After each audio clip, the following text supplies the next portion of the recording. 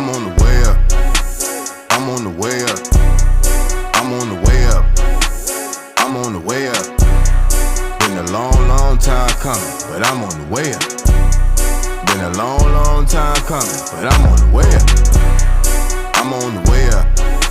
Hey guys, what's up everyone? Welcome back again to another video tutorial from the Apex Predator Billiards Training Club. My name is Apex Elenio, your aspiring professional pool player and pool instructor straight out of the small island of Jamaica. Now of course, in today's lesson I'm going to be walking you through a drill that I occasionally find myself doing whenever it is that I want to work on this aspect of my game. An aspect of the game that I truly believe is important if you aspire to become a high skill level player. Now, in my very short career, local career as a semi-professional, in my opinion, I have heard many talks in pool halls by pool junkies, by all level players, that banking is in fact a feel aspect of the game, and I tend to want to agree, and I also tend to want to disagree with that thesis, because as a mathematician I do strongly believe that quantifying certain aspects of your game will increase your level of consistency and accuracy. Now, during the editing process of this video, I made a really interesting observation, and it's, for me, one of those aha moments. I'm not sure if you've ever experienced you've ever had the experience of figuring something out about what you're doing wrong, or just figuring out something about the game. And what I'm about to share with you in this video here, guys, along with the many other very important information, is something that could possibly be a game changer. Clearly it is untested, so hopefully if you guys can test out what I'm about to share with you before I release my next video, that would be awesome, and you guys can let me know in the comments if it actually does work. So in a second, guys, I'll be sharing that with you here. Now, at the moment here, you will see me pretty much using the number on the object balls to quantify the diamonds on the short rail and making a direct comparison with the diamonds on the opposite short rail. So you'll notice where I have my cue ball at the corner pocket, which is labeled 0, and that's going to be the pocket that I'm going to be aiming the object ball to. And so on the diamonds on the short rail, they're labeled 1, 2, 3, and 4. So of course the mathematical calculation, just by observation here, would have been you're going to be dividing the value of where you're aiming from, and you're going to be shooting the object ball to half of that value there. So for example, as I'm about to bank the 4 ball here, aiming from diamond 4, I obviously will be aiming at diamond 2 here. Now you'll notice here where I kind of move the object ball maybe about a quarter or a half diamond off the rail, because you have to also take in account the proximity of the object ball to the rail. Because on a bank angle like this, which majority of persons think that it's an easy bank, it in fact actually is a very difficult bank, because speed and precise hit on both the object ball and cue ball will affect your consistency and the success of this type of bank here. Now of course, on my first attempt I was able to pocket the object ball beautifully there. Really nice stroke, really nice cue delivery, really nice hit on the cue ball. And I want you to take in account how close that object ball actually escaped the double kiss. Now notice where my cue ball landed there, and throughout the video, guys, I want you to keep your eyes on the cue ball, because the cue ball, both on my success and my failures, will give different reaction. So you will find that of course hitting the cue ball where you're aiming also will affect your consistency here. Now for majority of these shots, I'll be hitting the cue ball maybe a half a tip above center, give or take the angle. Then you will find here that the cue ball sometimes just barely bounce off the short rail and come back out towards the middle of the table. Now on my second attempt here, again the object ball is pretty close to that rail. Let's have a look at the replay here. You'll realize that the object ball again barely escaped that double kiss, and it was so close. I kind of feel like maybe there was a hair or a hint of double kiss there, but the speed was just right, the delivery of the cue was just right, the precise hit on the cue ball and the object ball was just right. It was on the borderline of, you know, not being a good hit, and it was just enough to squeeze that object ball into the pocket there. Now, as I mentioned to you earlier, guys, that I'm going to be sharing a huge secret with you. Now, notice that on that last bank shot there, I was banking from, you know, half the table. Now, the table is 8 feet long and 4 feet wide by diamonds. So that last shot there, I believe, test it out, guys. I want you to practice to hit that object ball at a half ball. That is aiming the cue ball, aiming the object ball at this angle here that you're looking at. Now, for this particular shot here, we are executed beautifully based on that replay there. And notice again the cue ball. The cue ball has some movements on it, so there was quite a bit of topspin on that one there for that cue ball. So you have to bear in account, you know, as I said, your speed and the precise hit on the cue ball and the object ball here. Now, for this particular shot that I'm aiming at, this, I believe, based on observation, mathematical observation, that is, I do believe that this maybe is about a 5/8 ball hit. If you guys don't know what a 5/8 ball hit looks like, here's a look at what it is. All right, so there you can see with that kind of hit there, I think, and it's an untested theory, guys, you will find that you will get some consistency. Test that out, guys, and let me know. Obviously, you know, you can see that I clearly missed that shot.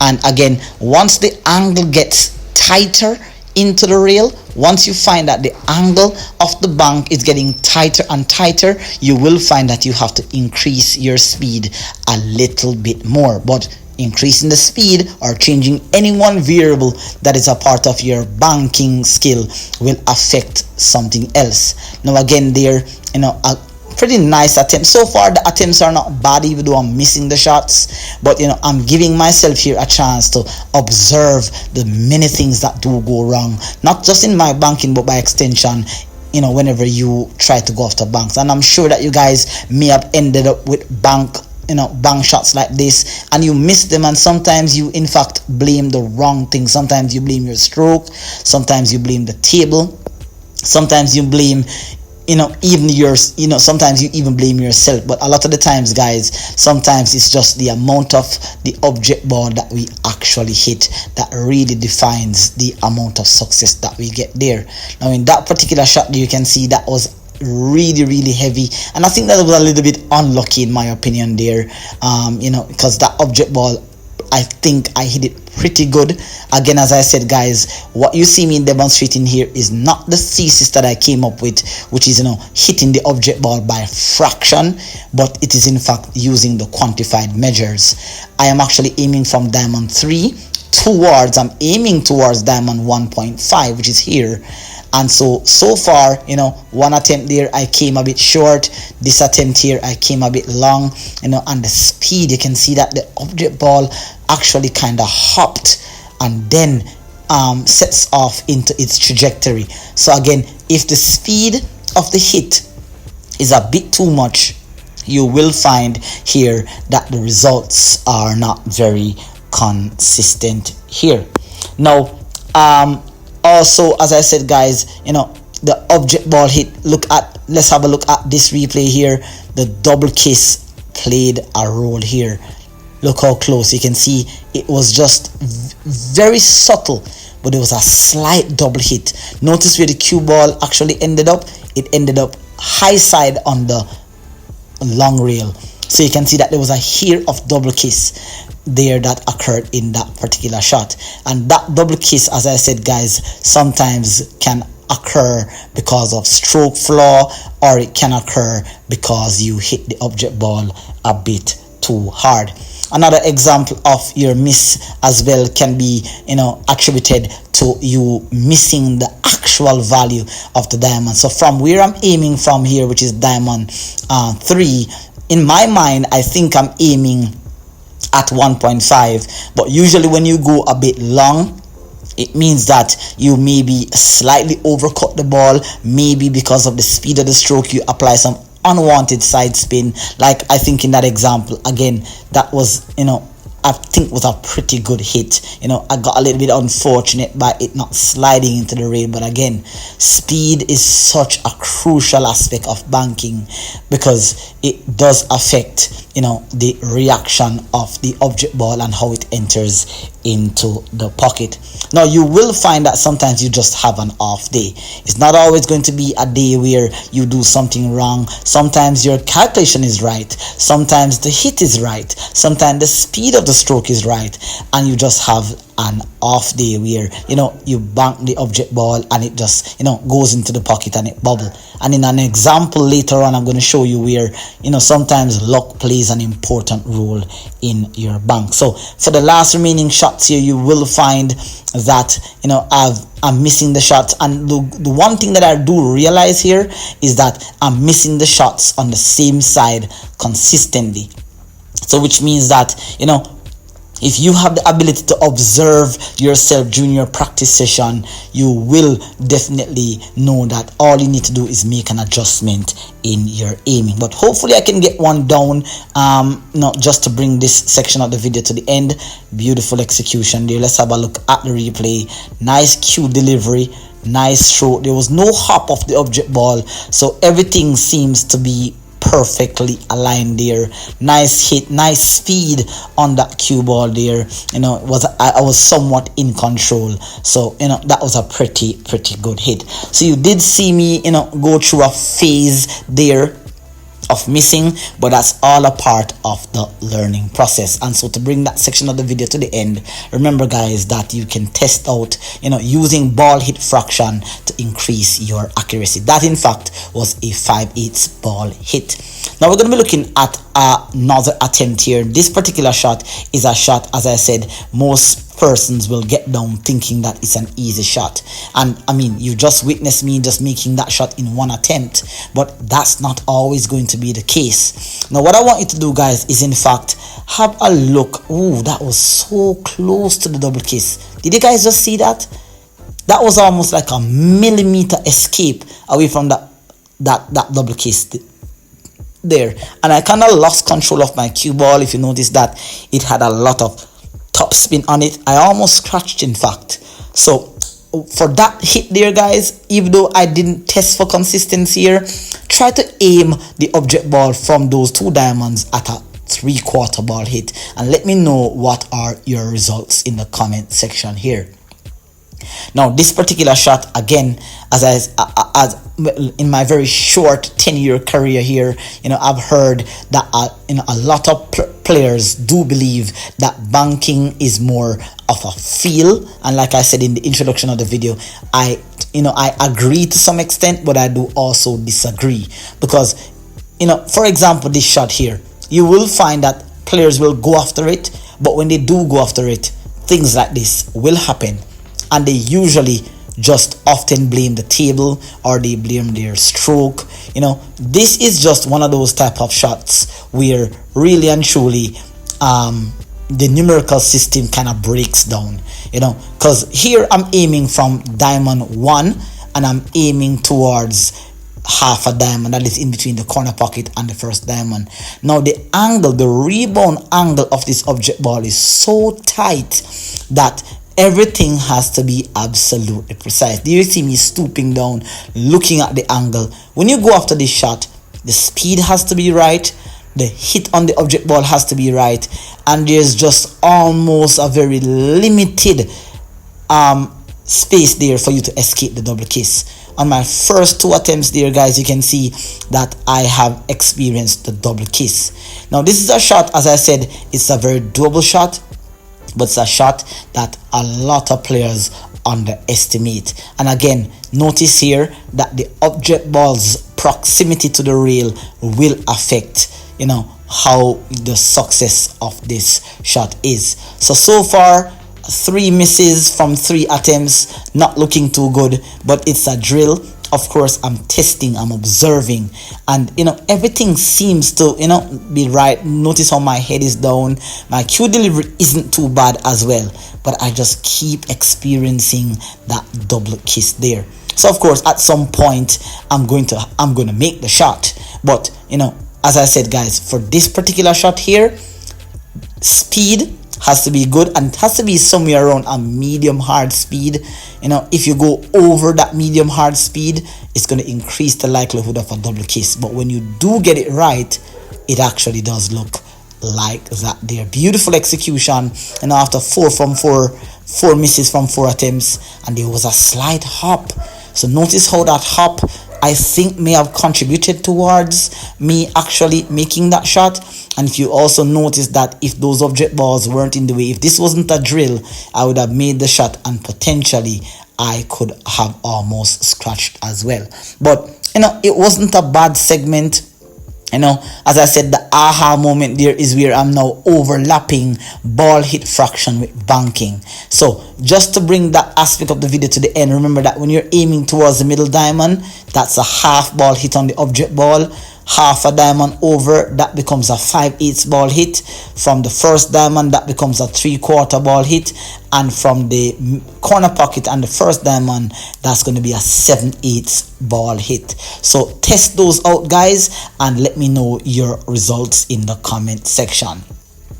Now we're going to be moving on to banking an object ball from the short rail from one of the most deceptive angles in pool. Here, now, one of the reasons why this angle is so deceptive is the relationship, the relativeness of the cue ball to the rail. Now, notice there where I move the cue ball. Notice that I'm aiming from diamond 50, but my cue ball is adjacent to diamond 55. Now, notice when I get down to play the shot, my shaft is running over diamond 50. And that's one of the many reasons why this banking angle is so deceptive. On my first attempt there, which wasn't really a bad attempt, nicely hit, barely escaped the double kiss as well, but I just came just a hair short there.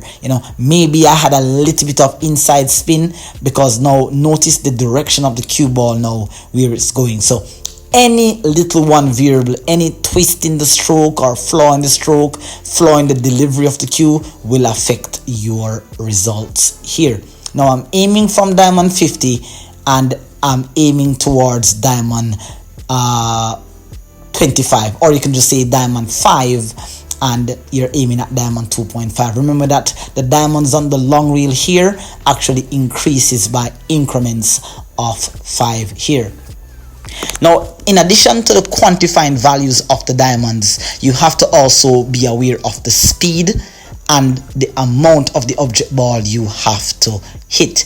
Now, for me here, when you're banking from this angle, you will find that majority of the time, depending on if you're playing on a sliding cloth or a club table, the object ball on my table tend to spread a little bit more than it usually does. There you can see in that example. Let's look at the replay here.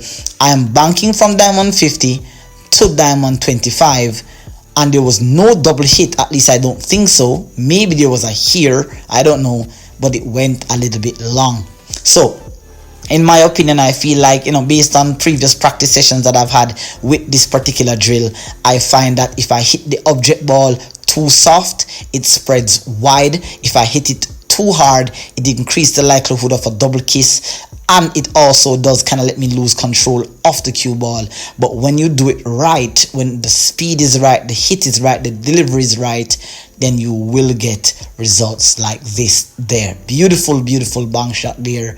And well, I don't think there was a chance for it to scratch. That would have literally been quite unlucky for me to scratch from that angle, but that was a beautiful execution there. Really nice. Now I'm going to be moving up to banking from diamond 60 here.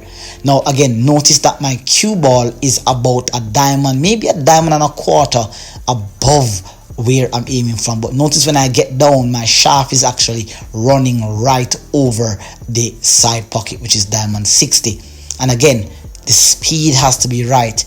If you bank it too slow, like I just did there, it's going to bank a little bit long. And if you increase the speed, you can sometimes come a bit short, or you can actually get a double kiss there. And you can see that example there was an example of a perfect hit.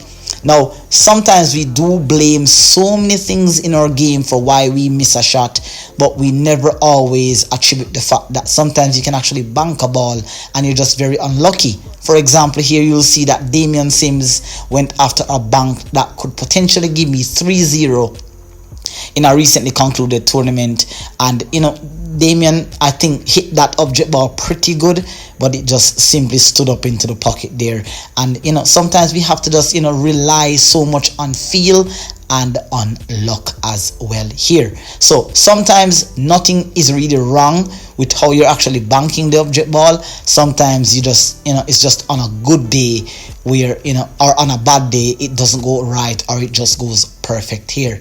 Beautiful execution there on that shot, dead in the center. And again, keep your eyes on the cue ball, because you don't want to be making these shots and your cue ball is doing all sorts of different things, spinning up, and you don't want that to happen, because therefore you'll be inducing consistency here.